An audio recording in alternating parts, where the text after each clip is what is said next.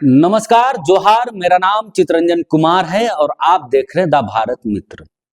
देखिए, इस वक्त इन दिनों सबसे ज्यादा चर्चा में है कि मंत्रियों के फेरबदल को लेकर कि कांग्रेस कोटे के मंत्री बदले जा सकते हैं।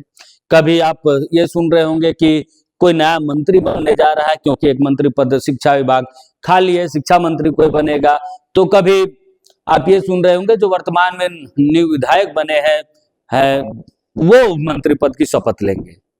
लेकिन इन सबके बीच द भारत मित्र आपको ये बता रहा है, ताल ठोक के बता रहा है कि कांग्रेस कोटे से कोई भी मंत्री चेहरा नहीं बदलेगा।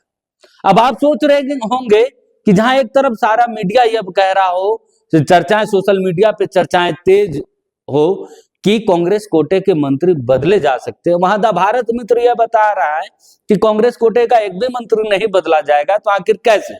देखिए, इसको आप समझिए कि क्यों कांग्रेस कोटे से मंत्री चेहरा नहीं बदला जाएगा। इसको आप समझिए। कांग्रेस कोटे से 4 मंत्री हैं। वित्त विभाग जो संभाले वो राधाकृष्ण किशोर हैं। दूसरा दीपिका पांडे सिंह है, ग्रामीण विकास विभाग वो संभाली हुई। तीसरा इरफान अंसारी जो स्वास्थ्य और खाद्य आपूर्ति संभाले हुए। चौथा शिल्पी नेहा तिर्की जो ग्रामीण विकास माफ कीजिएगा कृषि मंत्री हैं। ये 4 मंत्री हैं। अब देखिए, सबसे पहले हम आते हैं राधाकृष्ण किशोर पर। जो राधाकृष्ण किशोर चुनाव से ठीक पहले वो झारखंड कांग्रेस में शामिल हुए। देखिए, वो पहले भी कांग्रेसी रहे, इसलिए उनकी एक्सेप्टेंस आसानी से कांग्रेस में हो गई और कांग्रेस की विचारधारा में वो ढल भी गए। अब देखिए, पुराने एकदम सबसे अनुभवी नेता हैं राधाकृष्ण किशोर, सबसे ज्यादा अनुभव उनके पास है। और पहली बार झारखंड में 80 सीटें कांग्रेस ने 2 सीटें जीती। एक राधाकृष्ण किशोर ने जीता और दूसरा कांके विधायक सुरेश बैठा ने जीता। सुरेश बैठा पहली बार चुनाव जीत कर आए हैं और कांग्रेस के में हमेशा से ये एक सिस्टम जो है रहा है कि जो पहली बार विधायक बने उनको मंत्री नहीं दिया जाता है। अब कभी मिल गया अलग बात है, लेकिन अपवाद में है, लेकिन संभवतः उनको नहीं दिया जाता है। जो दूसरी तीसरी बार के विधायक होते हैं उनको मंत्री पद दिया जाता है। तो सुरेश बैठा इसमें नहीं, इसलिए राधाकृष्ण किशोर सेफ है। और फाइनेंस विभाग है, एससी कोटा से हैं, तो उनका एक सेफ जोन माना गया है कि दूसरा कोई इनको हटाकर किसी एससी को ही जो है मंत्री बनाएगी, क्योंकि पार्टी को जातीय समीकरण भी साधना है।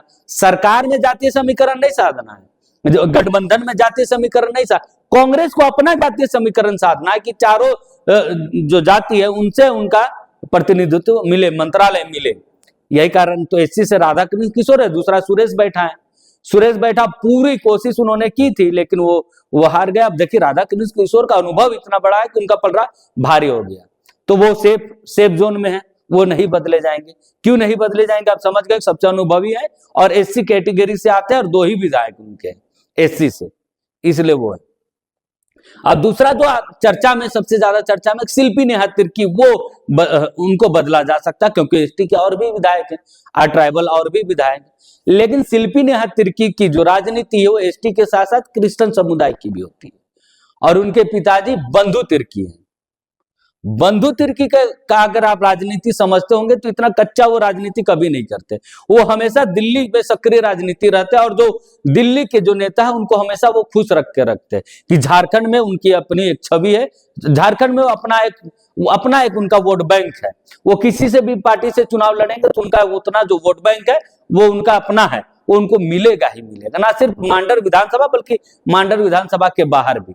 आप लगातार देखते होंगे कि बंधु तिर्की दिल्ली जाते हैं, कांग्रेस के जो संगठन प्रभारी केशव वेणुगोपाल जो संगठन का काम देखते हैं उनसे वो मुलाकात करते हैं, राष्ट्रीय अध्यक्ष से मुलाकात करते हैं, जो ट्राइबल के आदिवासियों के जो नेता हैं, एसटी विंग के जो चेयरमैन, उनसे वो मुलाकात करते हैं। इन नेताओं से लगातार मुलाकात करते रहते हैं। और जो प्रभारी के राजू हैं उनसे भी उनका रिश्ता अच्छा है और वो लगातार उनसे मुलाकात करते रहते हैं। इसलिए वो अपना जो उनकी बेटी का जो सीट है वो सुरक्षित है। और इसकी दूसरी एक वजह है कि शिल्पी नेहा तिर्की को जो विभाग मिला है कृषि विभाग, वो साथ ही साथ शिल्पी नेहा तिर्की से बहुत प्रभावित है राहुल गांधी। प्रभावित इसलिए है क्योंकि वो पढ़ी लिखी है, सबसे ज्यादा पढ़ी लिखी है और अपने पिताजी के पॉलिटिक्स को वो आगे बढ़ा रही है। क्योंकि बंधु तिर्की का पर जब चुनाव लड़ने पर प्रतिबंध लगाया गया, जब उनकी विदायगी गई, तब शिल्पी नेहा तिर्की ने राजनीति पर कदम रखा और बाकायदा उन्होंने एक अच्छा अनुभव जो है राजनीति में वो दे रही है और फीडबैक भी उनका सकारात्मक है, इसलिए वो भी सेफ है। अब बोलेंगे कि एसटी में तो और चेहरे हैं, राजेश कच्छप हैं, बिल्कुल राजेश कच्छप भी है, लेकिन देखिए एक ही राजेश कच्छप भी, लेकिन जो कृषि विभाग जो है वो बंधु तिर की अपनी लोबी टाइट करके रखे, इसलिए उन पर कोई दाग नहीं वर्तमान में कोई भी जो है ऐसी दाग नहीं है, और वो भी सेफ जोन में। अब तीसरा आते हैं दीपिका पांडे सिंह, ओबीसी कैटेगरी को भी भरती हैं ये और जनरल कैटेगरी को भी भरती हैं, और राहुल गांधी के लॉबी के ये नेता मानी जाते हैं। वर्तमान में संगठन में इनका राष्ट्रीय कांग्रेस में भी पकड़ मजबूत है। पकड़ इसलिए मजबूत है कि वर्तमान में मनरेगा को लेकर जो है वर्तमान में 45 दिनों का एक कार्यक्रम कांग्रेस ने बनाया, उसके वो सदस्य कि मनरेगा का पूरे देश भर में विरोध जो होगा तो उसकी अगुवाई करेंगे, उसको वो देखेंगे कि किस तरीके से विरोध मनरेगा का करना केंद्र सरकार के खिलाफ, यानी कि संगठन में पकड़ मजबूत है। और ओबीसी और जनरल दोनों कैटेगरी को बराबर भरती है।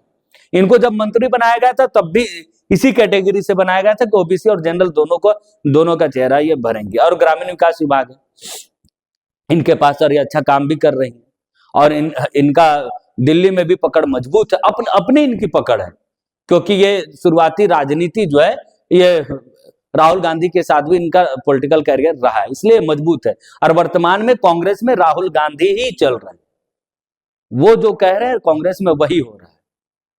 अब चौथा जो है नाम है इरफान अंसारी का। सबसे ज्यादा चर्चा इरफान अंसारी को लेकर है कि हमेशा विवाद में रहते हैं, उसके बाद भी वो सेफ है, हमेशा उनके विभाग की किरकिरी होती है, जेएमएम भी उनको जो है हटाना चाहती है कि ये मंत्री ना ही रहे। उनके नाम पर जब चर्चा चल रही थी मंत्री बनाने को लेकर, तब भी जो है जेएमएम के तरफ से यह कहा जा रहा था कि इरफान अंसारी को कोई दूसरा विभाग दिया जाए जिस पर जो है बहुत ज्यादा काम ना हो। शुरुआत में कृषि विभाग था, फिर बाद में उनका विभाग बदला है, हालांकि सरकार में टर्म 2 के सरकार में उनके ऊपर स्वास्थ्य विभाग ही है, खाद्य आपूर्ति के भी वो मंत्री हैं। देखिए इसीलिए इरफान अंसारी सेफ है कि दूसरा इनको हटाने के बाद किसी अल्पसंख्यक कोटे से ही मंत्री बनाना होगा कांग्रेस को। अब दूसरा अल्पसंख्यक कोई विधायक है नहीं, अब है एक है, अब बोलेंगे एक दूसरा तो है आलमगीर आलम की पत्नी श्रीमती, बिल्कुल, लेकिन क्या है कि वो इस दौड़ में नहीं है। हाँ, आलमगीर आलम अगर जेल से निकल जाएंगे, फिर वो विधायक, उनकी पत्नी विधायकी छोड़ेंगी, फिर वो उपचुनाव होगा, फिर वो विधायक बनेंगे तब, लेकिन वर्तमान में ये चीजें होती हुई नजर नहीं आ रही। और इरफान अंसारी कुछ भी कर ले वो मंत्री रहेंगे, क्योंकि एक अल्पसंख्यक को हटाकर दूसरा किसी समाज के विधायक को मंत्री पार्टी नहीं बनाएगी, क्योंकि पार्टी का कोर वोटर जो है वो क्रिश्चियन और मुस्लिम है। तो ऐसे में दोनों को वो नाराज पार्टी नहीं करेगी, क्योंकि एक ही मंत्री है अल्पसंख्यक कोटा से, एक ही जो है विधायक मंत्री है, इसलिए जो है इरफान अंसारी भी सेफ है। जो ये चर्चाएं चल रही कि कांग्रेस में मंत्री का फेरबदल होगा, तो ये पूर्ण विराम लगता है, क्योंकि वर्तमान में ऐसा कोई परिदृश्य नहीं दिखता है जिससे कि मंत्रालय बदला जाएगा या फिर मंत्री चेहरा बदले जाएंगे। क्योंकि इरफान अंसारी जो है वो भी आप देखते होंगे कुछ भी वो काम करते तो सबसे पहले वो मुख्यमंत्री हेमंत सोरेन को खुश करने की कोशिश करते, वो पार्टी से पहले हेमंत सोरेन को खुश करने की कोशिश करते। क्यों? क्योंकि वो जानते हैं कि अगर हमको हटाने की अगर बात आएगी तो मुख्यमंत्री हेमंत सोरेन के तरफ से भी कहा जाएगा, क्योंकि इससे पहले सबसे पहले हेमंत सोरेन के तरफ से भी था कि इनकी जो कार्यशैली है ये जो है सरकार को गंभीर नहीं बनाती और सरकार पर कई बार सरकार की किरकिरी हो जाती इनके कारण। यही कारण है कि इरफान अंसारी को लेकर ये सारी चीजें चलती है। इसके बावजूद भी वो मंत्री बने रहेंगे, क्योंकि अल्पसंख्यक कोटे से है और अल्पसंख्यक कोटा से दूसरा कोई ऐसा चेहरा नहीं कांग्रेस के पास जो इनको हटाकर उनको मंत्री बनाया जा सके। तो ये 4 मंत्री हैं, चारों सुरक्षित है और चारों के पास मंत्रालय रहेगा ही। तो आपने समझा कि क्यों चेहरा नहीं बदला जाएगा। नमस्कार, जोहार।